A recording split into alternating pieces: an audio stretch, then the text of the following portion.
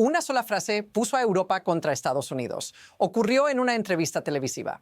Donald Trump dijo que los aliados de la OTAN no sacrificaron por Estados Unidos en Afganistán y que se quedaron un poco fuera de la primera línea. No fue una frase aislada. Repitió la idea que Estados Unidos nunca los necesitó realmente. Eso es lo que se dijo en cámara y eso fue lo que cruzó una línea. Aquí está el dato que choca de frente con esa afirmación. Tras el 11 de septiembre se activó por primera y única vez el artículo 5 de la OTAN. Europa respondió.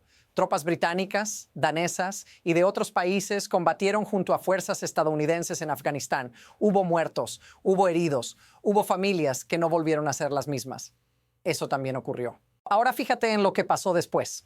Ministros de defensa, veteranos y exjefes militares europeos reaccionaron casi de inmediato, no con diplomacia, con furia, porque para ellos no fue un desliz retórico, fue un mensaje. Y no iba dirigido solo al pasado, sino al valor real de esas alianzas hoy. Y esto sí te afecta a ti, porque cuando un líder pone en duda quién estuvo de verdad en la guerra, lo que está en juego no es el honor simbólico, sino la confianza práctica, quién responde cuando llegue la próxima crisis. Y aquí está la parte que casi nadie dice en voz alta todavía. Algunos aliados están empezando a preguntarse si pueden seguir contando con Washington. Y cuando esa pregunta entra en la conversación, la historia ya no vuelve atrás. El punto clave no es solo lo que Trump dijo, sino cuándo y cómo lo dijo. Sus comentarios llegan en un momento de máxima tensión internacional, con guerras abiertas, alianzas bajo presión y Europa replanteándose su papel estratégico. No presentó cifras, no matizó, no distinguió países. Habló de los aliados como un bloque que, según él, no estuvo a la altura. Eso encendió algo más grande que una polémica mediática. Pero aquí está el encuadre que cambia la historia. Esto no trata solo de Afganistán. Afganistán es el símbolo. Fue la guerra que nació tras el 11S, la razón por la que aliados europeos enviaron tropas porque Estados Unidos lo pidió formalmente. Fue una misión compartida durante 20 años. Cuando Trump desacredita ese sacrificio, está cuestionando el fundamento mismo de la alianza, no un episodio concreto. Y observa el patrón. No es la primera vez que Trump ataca a la OTAN. Ya había criticado a aliados por no pagar lo suficiente. Había ridiculizado a países europeos y había puesto en duda compromisos de defensa mutua. Esta vez, sin embargo, tocó el punto más sensible posible, la sangre derramada. Ahora viene la pregunta incómoda que Europa empezó a hacerse en voz alta. Si el sacrificio pasado puede ser descartado tan fácilmente, ¿qué garantía existe de que el apoyo futuro sea real? Porque una alianza no se mide cuando todo está tranquilo, sino cuando llega el momento límite. Y ese momento, según muchos en Europa, ya no parece tan lejano. Aquí está el primer golpe de prueba que hizo estallar todo. Un parlamentario británico conservador, veterano de guerra, respondió públicamente. Sirvió en Afganistán, no habló de oídas, dijo que vio de primera mano los sacrificios de los soldados británicos y que combatió junto a marines estadounidenses en zonas con bajas horríficas. Recordó que 457 soldados británicos murieron en Afganistán y que muchas más personas quedaron con heridas que cambiaron sus vidas para siempre. También señaló algo clave. No cree que el personal militar estadounidense comparta la visión de Trump. Ahora presta atención a lo que no se dijo. Trump no negó esas muertes, no negó que tropas europeas estuvieran allí, simplemente las minimizó. Y esa omisión es el centro del problema. Cuando no niegas los hechos, pero los vacías de valor, estás enviando un mensaje todavía más frío. Y esto escaló rápido. El líder de los liberaldemócratas en el Reino Unido fue aún más directo. Señaló que Trump evitó el servicio militar 5 veces y preguntó cómo podía cuestionar el sacrificio de quienes sí fueron. Aquí está el giro. Esto dejó de ser una discusión sobre palabras desafortunadas y se convirtió en una disputa sobre legitimidad moral. ¿Quién tiene autoridad para hablar de sacrificio y quién no? Y cuando ese debate se abre en público, la historia empieza a moverse mucho más rápido de lo que parece. Aquí es donde la situación dejó de ser controlable. El ministro de las Fuerzas Armadas del Reino Unido respondió públicamente, no como político, sino como veterano. Dijo que había servido 5 veces en Afganistán, muchas de ellas junto a colegas estadounidenses. En cámara recordó que no todo el mundo volvió a casa y que esas relaciones se forjaron con sangre, sudor y lágrimas. Luego hizo algo aún más potente. Recordó que el artículo 5 solo se activó tras los atentados del 11 de septiembre, cuando el mundo se unió hombro con hombro para defender a Estados Unidos. Pero aquí viene la escalada real. El ex jefe del ejército británico calificó los comentarios de Trump como totalmente irrespetuosos, erróneos y escandalosos, y llegó a cuestionar si estaba apto para el cargo. Y entonces apareció el precedente incómodo.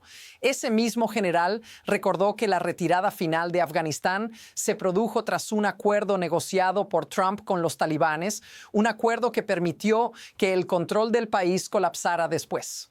Para muchos en Europa, Trump no solo está reescribiendo el pasado, sino esquivando su propia responsabilidad.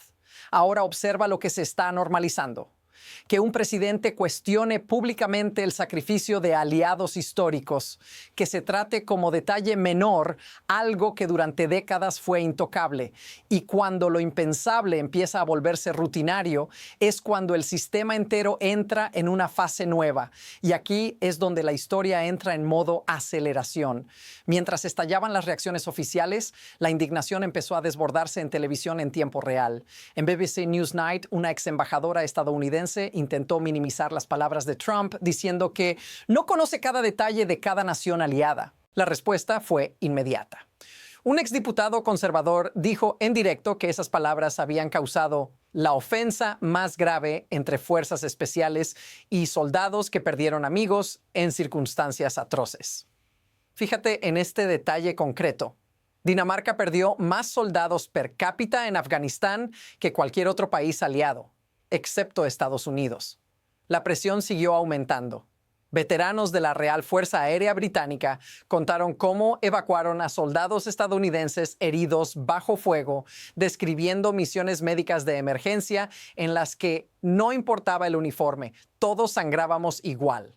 Y aquí viene el reset incómodo. Esto ya no estaba siendo gestionado por cancillerías, estaba ocurriendo a la vista de millones. Entonces apareció el efecto dominó.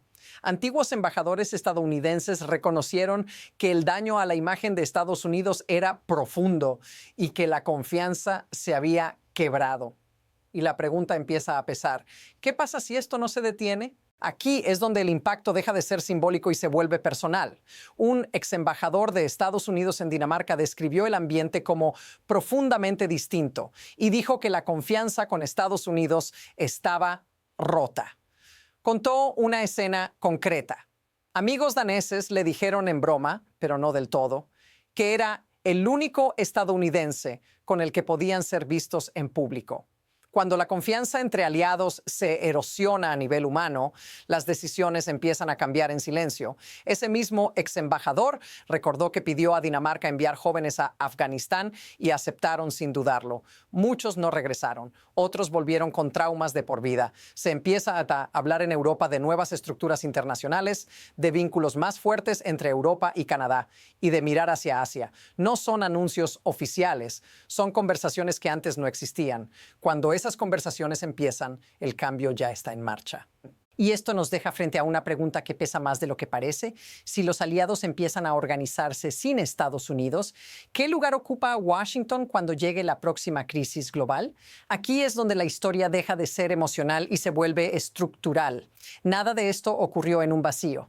No es un error aislado, es un método. Las alianzas funcionan por expectativas compartidas. Cuando un líder cuestiona sacrificios pasados, debilita esa expectativa en tiempo real. Mientras Trump desacredita a aliados europeos, al mismo tiempo habla de acuerdos y canales alternativos con líderes autoritarios. Para Europa, el mensaje implícito es claro. La lealtad histórica pesa menos que la conveniencia inmediata.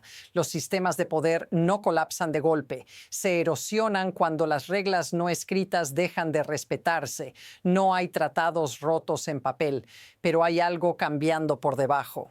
Y cuando los incentivos se reordenan en silencio, el siguiente movimiento casi nunca se anuncia. Ahora mira hacia adelante, porque aquí es donde el camino se bifurca.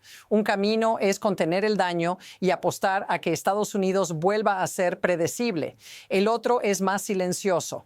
Reforzar Europa, Canadá y Asia como red de seguridad. Estos caminos pueden coexistir por un tiempo, pero las palabras ya fueron dichas y no se pueden retirar. La pregunta ya no es si esto tendrá consecuencias. La pregunta es ¿cuándo? Y aquí está la idea que une todo. Esto empezó con una frase sobre Afganistán, pero terminó abriendo una grieta mucho más grande. Las alianzas no se sostienen solo con tratados, sino con memoria compartida. Cuando la confianza se vuelve descartable, otros actores empiezan a moverse. La próxima crisis no va a preguntar qué se dijo en una entrevista, va a revelar quién todavía creyó y quién ya había hecho otros planes. Si quieres entender hacia dónde se dirige realmente este tablero, este análisis no termina aquí. Sigue el canal, porque la próxima jugada ya se está preparando.